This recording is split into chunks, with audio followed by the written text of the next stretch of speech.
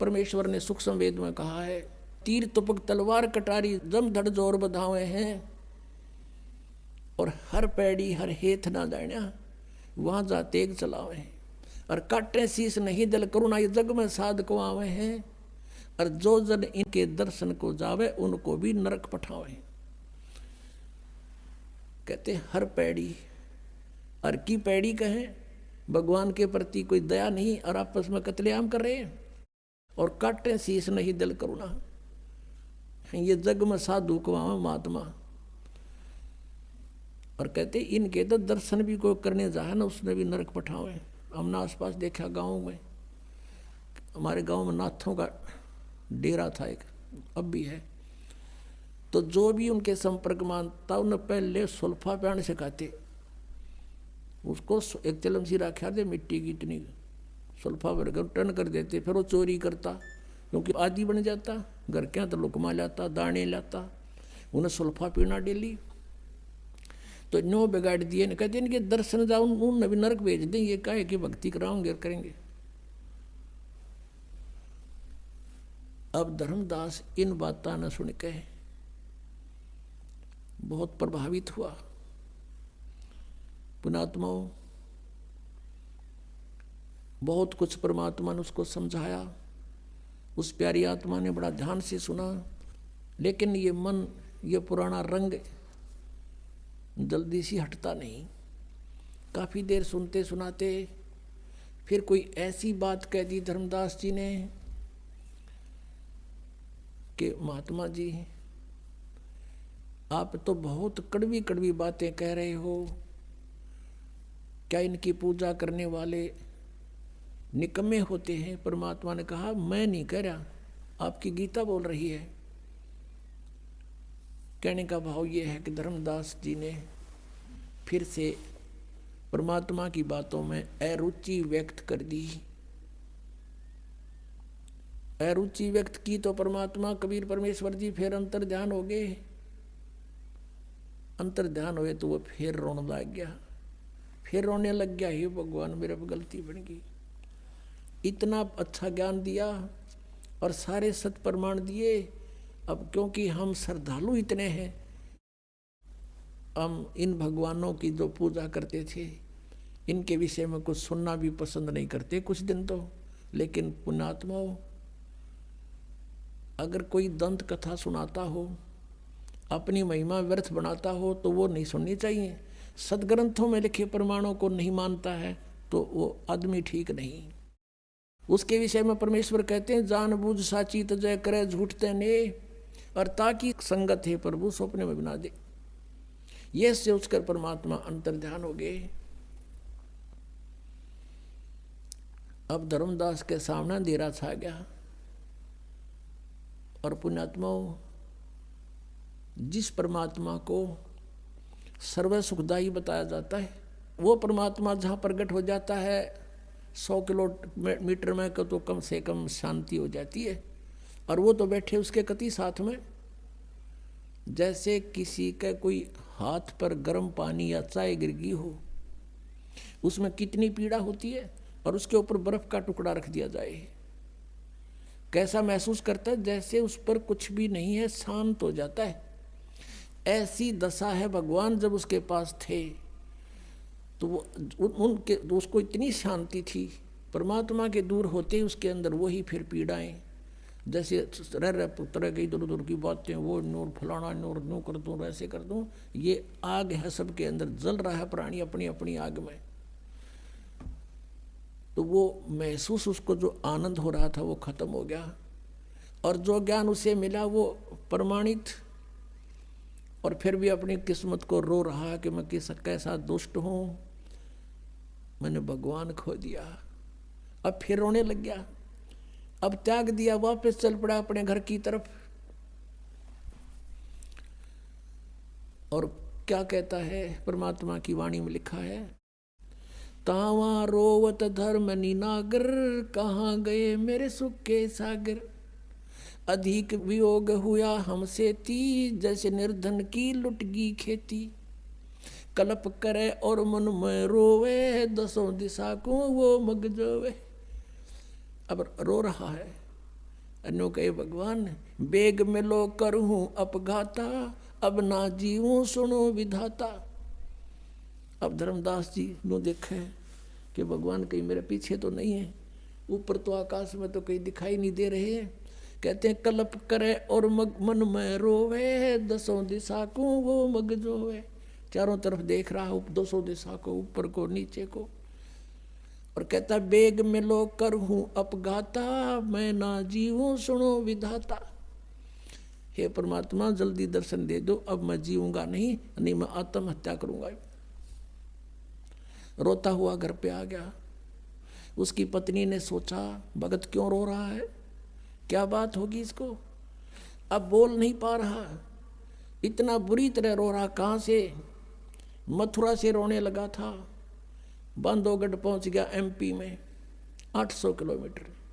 2 दिन 3 दिन जाने जाने में लगे होंगे उसको। पैदल चलते थे पहले, कोई सवारी नहीं होती थी ऐसी, और श्रद्धालु थे, पैदल चलते थे। उसकी पत्नी का नाम आमनी देवी था, बड़ी धर्मात्मा थी, लेकिन कभी कभी वो भी भगत के साथ कुछ दान धर्म के बारे में कुछ कंजूसी करती थी। तो उसने सोचा कि भगत क्यों रो रहा है और वापस कैसे आ गया। इसका तो 1 महीने का टूर प्रोग्राम था, आ गए 7वें दिन।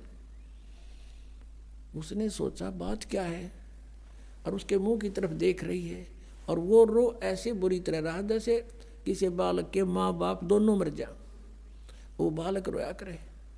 इतना बुरी तरह जमीन पर ऐसे मुंह के बल पड़ गिर के और बुरी तरह रो रहा है। उसने सोचा इसके क्या हो गया, इतना जल्दी कैसे आ गया।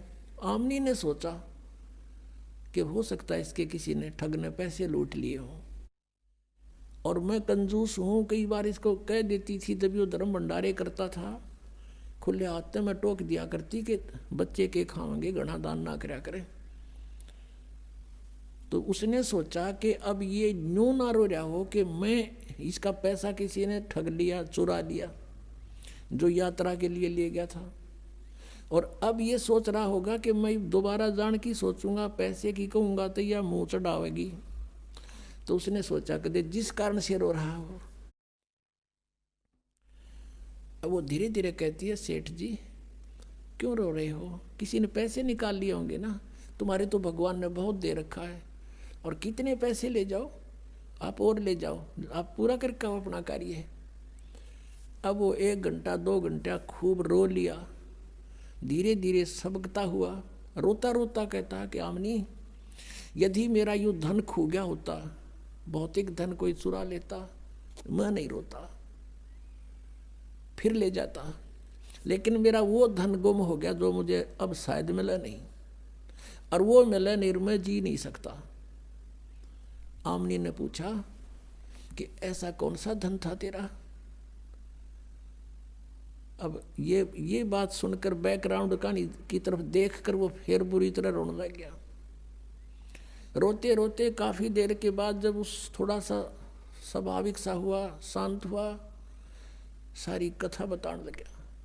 जो परमात्मा ने ज्ञान सुनाया था सारी ज्ञान सुनाया, और सृष्टि रचना सुनाई थी परमात्मा कबीर जी ने। अब इतना समय नहीं रहा आज के सत्संग में, नहीं वो भी सुनाता, कल सुनाएंगे। तो वो उसने सारी सुनाई, और सब अपने साथ घटना बताई कि ऐसे ऐसे मैंने रोटी बनाई, उसमें चींटियाँ जल गई थी, और वो चींटी सारी जीवित कर दी, मेरा पाप काट दिया। अब आमनी कहने लगी इतना बढ़िया ज्ञान, और खुद भगवान देने आ रहे थे, आप तो व्यापारी हो, आप तो बिजनेसमैन थे, यू सौदा चूक कैसे गए। अब धर्मदास कहता है जिंदगी में पहली बार मैं आ रहा हूँ सौदे में, आज तक हार का मुंह नहीं देखा था, अब के मैं चूक गया अपना सौदा, और ये घाटा मुझे शायद इस जीवन में पूरा नहीं होगा, और मैं जी नहीं सकता। जो साधनाएं हम करते थे वो एक आने की नहीं, आगे का रास्ता कति नहीं, घोर अंधेरा हो गया मेरे सामने, जीऊं कैसे भगतमती। आमनी कहने लगी आपने तो गलती कर दी, ब्रह्मा विष्णु महेश गिला कौन सी अपनी रिश्तेदारी थी, और ये कौन सी अपना रोज मिला करते थे, हमने सुनी सुनाई बातों पर उन पर आश्रित थे, और इतना बढ़िया ज्ञान सारे प्रमाण आपको बताए गए, आपने चरण पकड़ने चाहिए थे। कहने लगा इसी भूल को तो रो रहा हूँ, जैब के भगवान आगे, अब क्या नहीं छोड़ूंगा चरण उनके। ऐसे बीत गया, 6 महीने बीत गए उनको। धर्मदास जी ना कुछ खावे, मुश्किल से एक आध फुल्का रोज, मुश्किल से उसकी पत्नी कह सुनकर खिलाओ उसको, और वो ना काम काज में रुचि, वो भक्ति करा करता हुआ कति वत करने की कोई ना थी। सुबह बैठ जा दरवाजे तो बाहर द्वार के ऊपर गेट पे है, अनु देखा है दूर ताई, जैसे बिलड़ी ने श्री राम की प्रतीक्षा की थी। अब जैसे उसको कहीं दूर से कोई आता दिखाई देता, चल पड़ता उसकी तरफ कि शायद महात्मा आगे। और एक बार पुण्यात्मा जिसकी चाह आपको हो जाती है, आम व्यक्ति भी वो शायद दिखने लग जाता है उसको, वहाँ तक जाता है कि ना ये तो कौन, वो नहीं है। फिर पता लगा किसी से कि एक महात्मा बैठा है जंगल में, गांव नगर के बहुत से लोग उसके पास जा रहे हैं दर्शनार्थ। भगत जी भी पहुंच गए, धर्मदास जी। अब देखा कि भाई हो सकता महात्मा वही हो सकते हैं, लेकिन इनका ज्ञान से परीक्षण होगा। धर्मदास जी ने प्रश्न किया उस साधु से, परीक्षा करने के लिए जब महाराज जी होंगे तब वो बात मैं प्रश्न करूंगा, टू दी पॉइंट जवाब देंगे। उसने प्रश्न किया, महाराज जी मैं कुछ प्रश्न करना चाहता हूँ। धर्मदास ने कहा। वो साधु महात्मा बोला, करो बच्चा, कि ब्रह्मा विष्णु महेश के माता पिता कौन है? वो साधु कहता, अरे कैसी बात करता है, इनके कोई माता पिता नहीं, अदरो अमर सर्वेश्वर महेश्वर। और जान गए यो ठीक हो मन मन महीनों कही तो रॉन्ग नंबर उठ का आ गया। ऐसे 6 महीने बीत गए। फिर परमात्मा ने उसकी पत्नी में प्रेरणा की। उसकी पत्नी ने कहा कि मार भगत, आपका तो वेट भी आधा रह गया, अरे ऐसे तो आप मर जाओगे। भगवान ने जब विछड़े आपसे कुछ तो कहा होगा, भी कैसे मिले वो?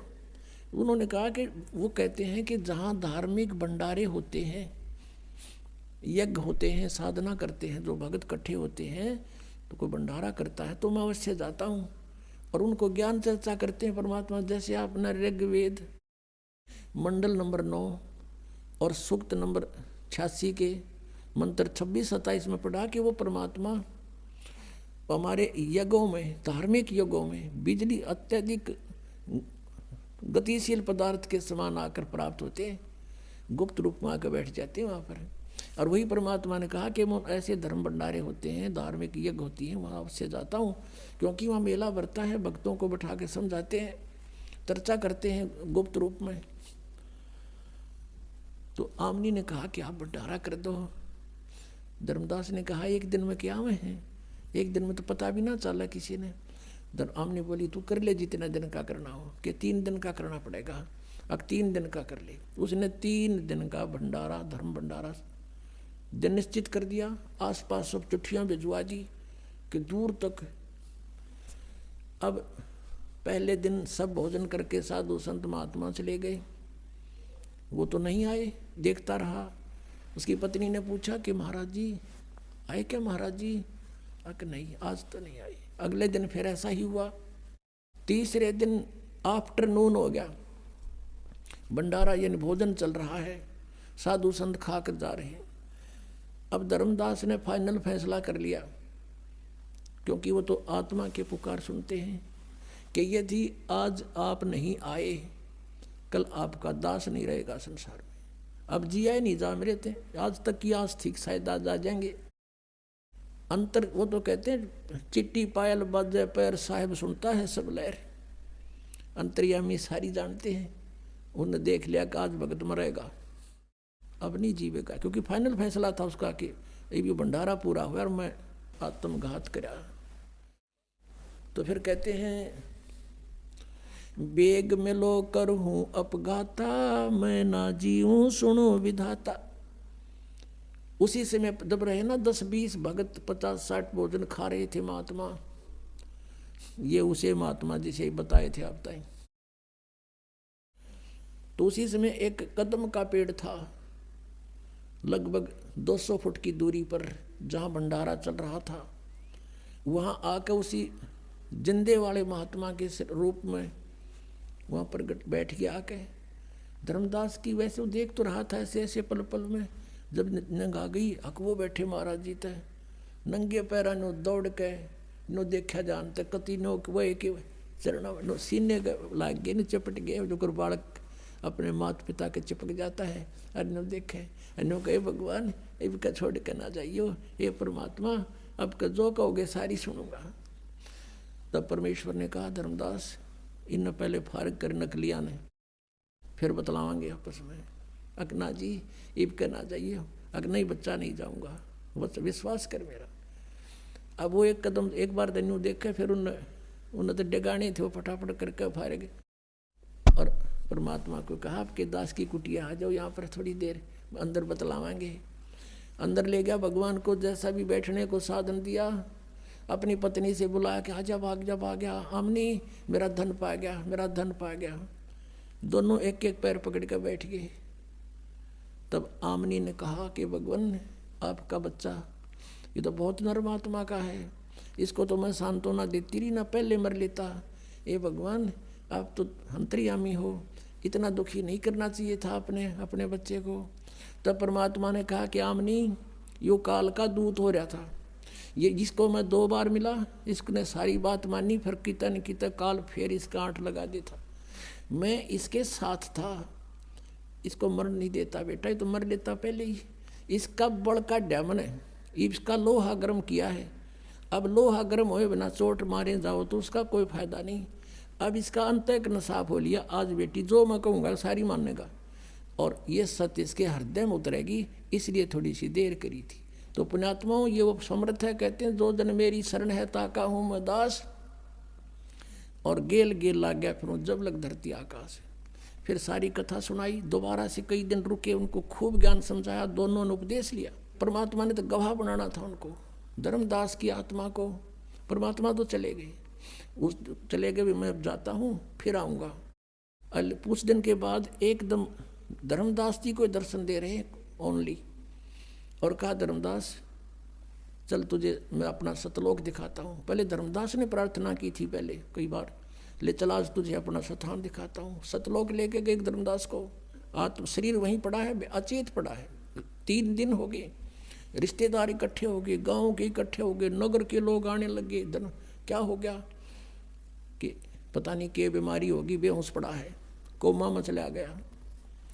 तीसरे दिन परमात्मा ने सब कुछ ऊपर दिखाया, सारा सतलोक दिखाया, वहाँ की सतीथि दिखाई, वहाँ की जो रहते हैं हंस लोग, वहाँ की दुनिया दिखाई सतलोक की, कि यहाँ कभी बुढ़ापा नहीं आता, यहाँ कोई दुख नहीं होता, यहाँ मृत्यु नहीं होती, तुम यहाँ रहते थे और अपनी गलती से तुम चले गए।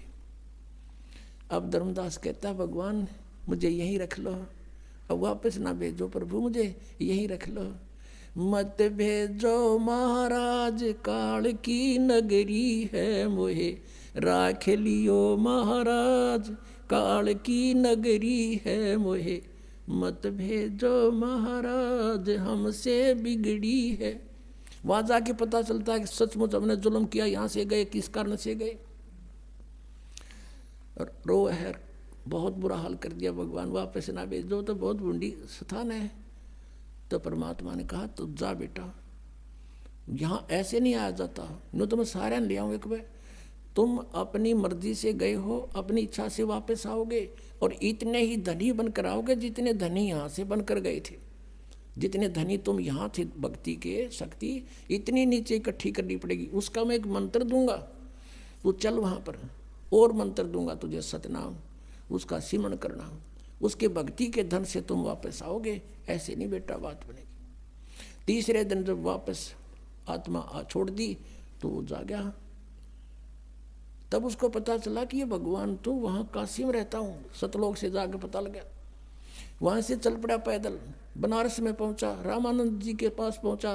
वहाँ से पता चला कि कबीर मेरा शिष्य है लेकिन मेरा गुरु भी है। तब मालिक से वहाँ मिले, फिर कहा कि हे भगवान आपने मेरी आंखें खोल दी, परमात्मा दीक्षा दो अब दोबारा। नए सिरे तो मालिक ने उपदेश दिया, सतनाम दिया, उसकी मोक्ष किया, सार नाम दिया और उसका कल्याण किया।